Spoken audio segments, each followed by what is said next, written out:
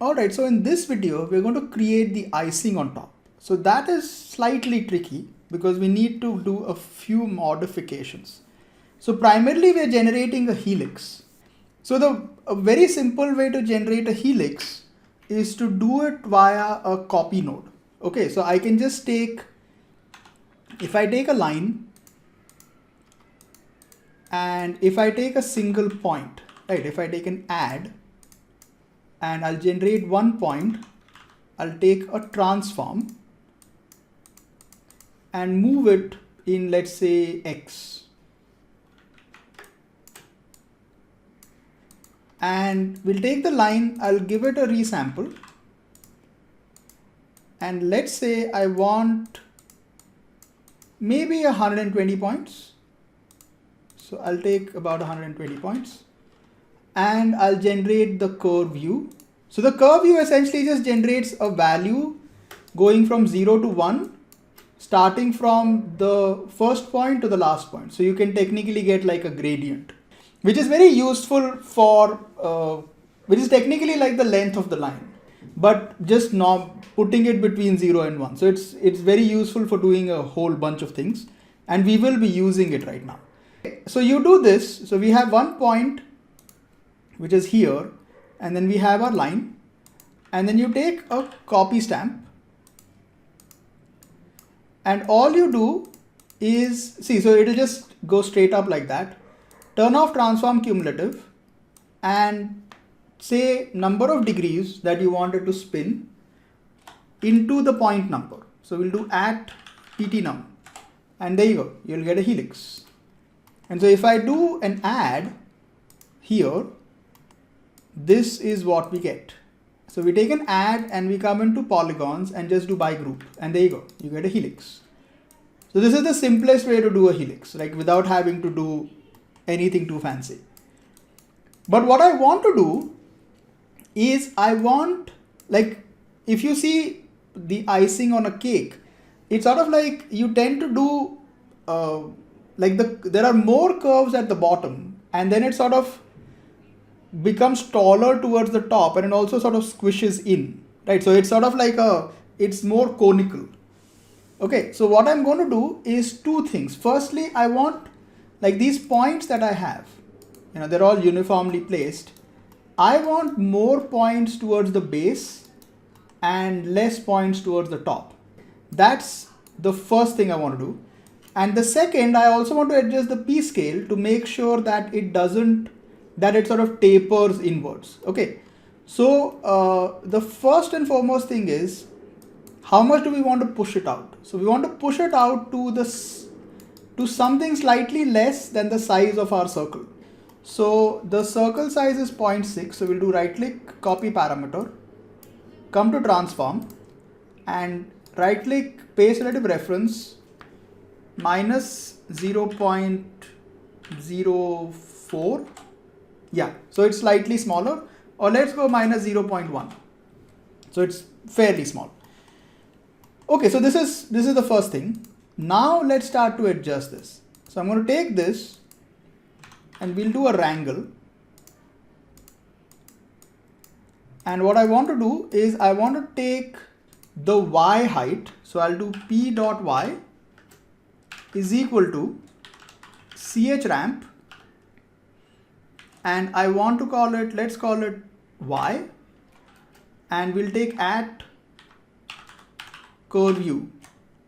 And what, just having this much, what it will do is click on, sorry, at p dot y.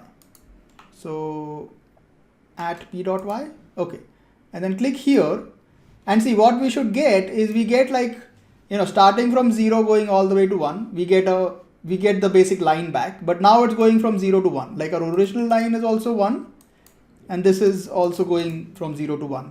But now we can do something interesting, which is, if I take this, I'll make it B-spline, I'll make this B-spline as well. And if I start to push it in, see, you can see, like, I can push the points down. So if you look at your helix, you'll see a change. See, so we have more curves towards the base, and then, you know, less towards the top. And if you want to reverse it, you can reverse it this way. So you're basically adjusting the helix rotations. So this is the first thing I want to do. Along with this, if I want to overall contain the height of the curve, I can further multiply it by a single channel, which we'll call it as height, okay, or edge, and into, yeah. And so this can become the overall height of my curve. So how high the icing should be. Okay, so this is the first thing. Then the second is I want to adjust the p scale. So which is roughly going to be the exact same thing. So I'm going to do like add p scale is equal to, I can just copy this. So we'll take this, I'll do Control C, Control V, just change this to PS or something and close that. And see, this is what we'll get. So we just need to reverse this, right? So firstly, I'll just change both of these to, B-spline. This comes up, this goes down. And then you can also I want more at the base like this. And then it sort of really tapers in. So yeah, so there you go. So this is the helix that we want. So we'll call this as controls, or we'll call it as helix controls. Okay. Now the next thing is, if you look at an icing cone, then they're sort of like, they're multiple shapes. Mostly they're stars. So we can effectively take the same thing. So I can just do Control C, Control V and bring it here. Except it has to be a lot smaller. So I'm just going to take this to be, like fairly tiny. About, like this is the size of your nozzle technically. So I'll take it about there. The result should more or less be the same, except I don't want so many points. So let's take it about, 8 sides and take this. Okay, 8 is too less. So let's make it about 14. Yeah, there you go. So that's like the size or the shape of our nozzle. And then let's do a sweep. Now another thing we want to do is, after the add, even the sweep that happens or the icing that happens, even that sort of tapers towards the top. So the same p scale that we are doing here, it should happen with this guy as well. But the new sweep has some options in there for scaling. So we can essentially just use that. We don't need to do any additional attributes. So that is a good thing. So yeah, let's just keep this to one side. Let's keep this, or hold on. Yeah, this is fine. The placement is fine. So what I can do is I can take this and I want to resample it because I want more points on it. So take a resample and we can say subdivision curves and plug it in. And let's make it 0.02. Yeah, so it's fairly smooth. So this comes in here, that goes in there. So we'll get this. So I can do a few things. We'll do, reverse cross section. That's the first thing. Second is I also want to control the height of this, so it intersects a bit more. Let's also just, like adjust that. Yeah. See, so you can sort of like adjust this to be quite nice. Okay, and then I also want to adjust the scaling of this. Okay. So now you can do a bunch of things here. So firstly, I want to give it an end cap. So we'll say single polygon. Sorry, not single polygon. Let's do grid. Yeah, so it will give me like this. The second is we can say apply scale along curve. So this should allow me to, see, you can scale it down. But what I want to do is I just want to scale it towards the absolute end. So let's set this to B-spline. Let's set this to B-spline. And just towards the end, we want it to scale. Yeah. Okay, hold on. Let's make the circle bigger. Yeah. So that, the scaling is a little bit better. Okay.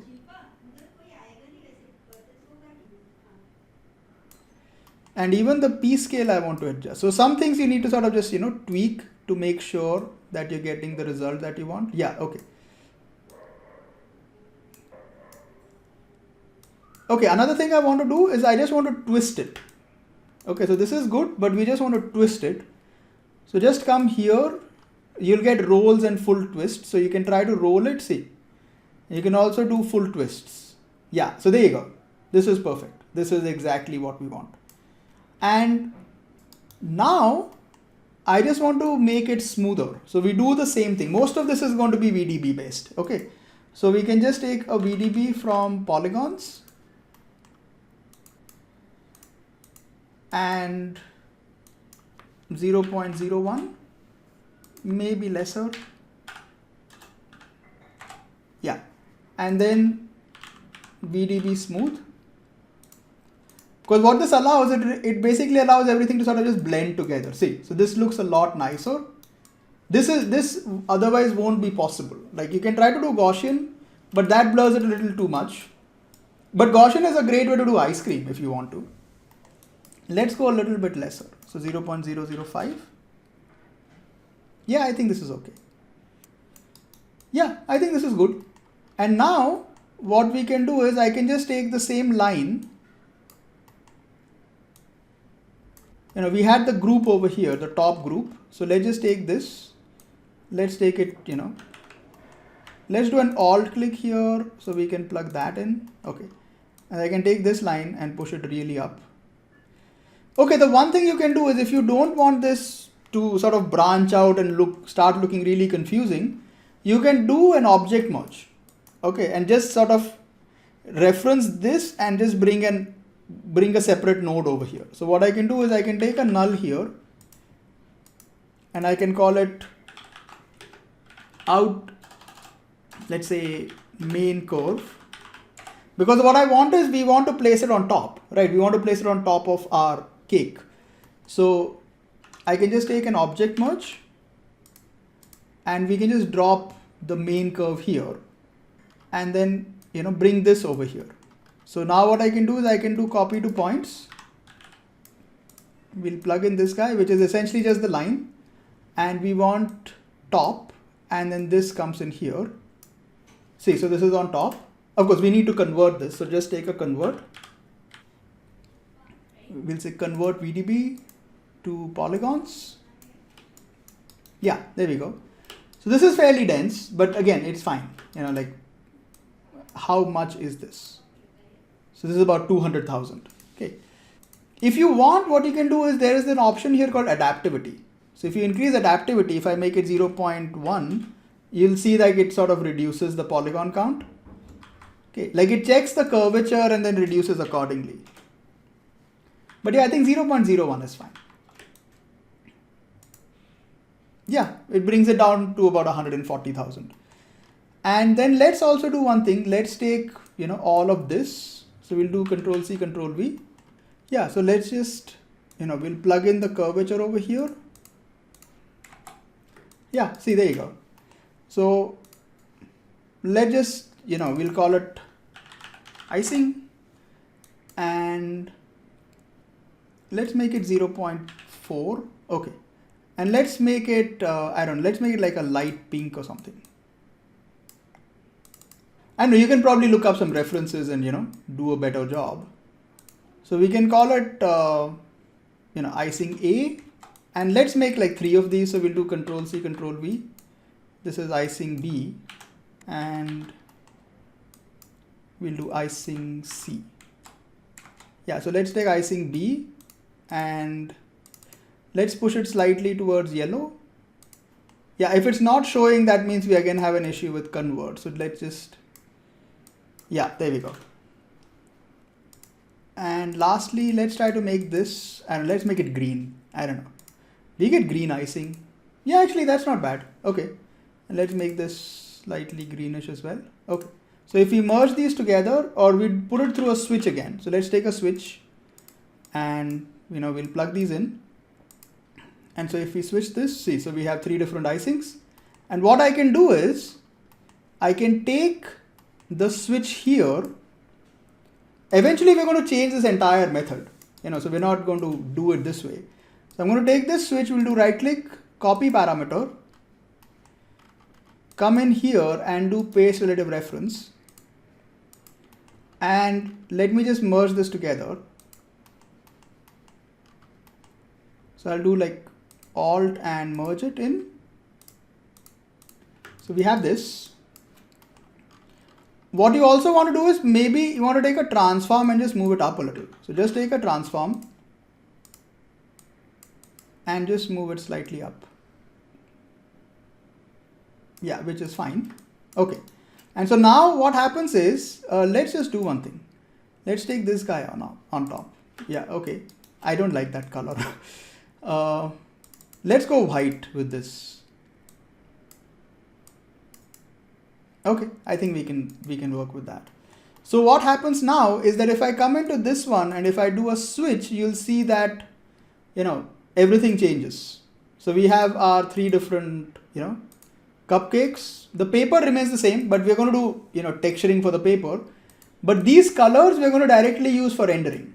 Okay, so it just makes, life a little easier. Like if I remove the paper for now, and we can just check it this way. See, so you have like, three different cakes that you can just work with without any problems. And the same thing here, I'm just going to take a group there. We'll take a group and I'll add in, this is called icing. So we technically have three groups now and three objects, which is we have the cake, we have the icing and the paper. We want to get rid of the rest. So let's just take a group, delete, and I can delete, the odd and the top. And we also want to delete the end caps and the surface. We don't want the surface either. Yeah, so we have cake, icing and paper, which is good. So yeah, so we have cake, icing, paper. Okay, so perfect. So this is the basic cupcake, that we want. All right, so the next thing we want to do is we want to make the sprinkles. Okay, so we'll take a look at that in the next video.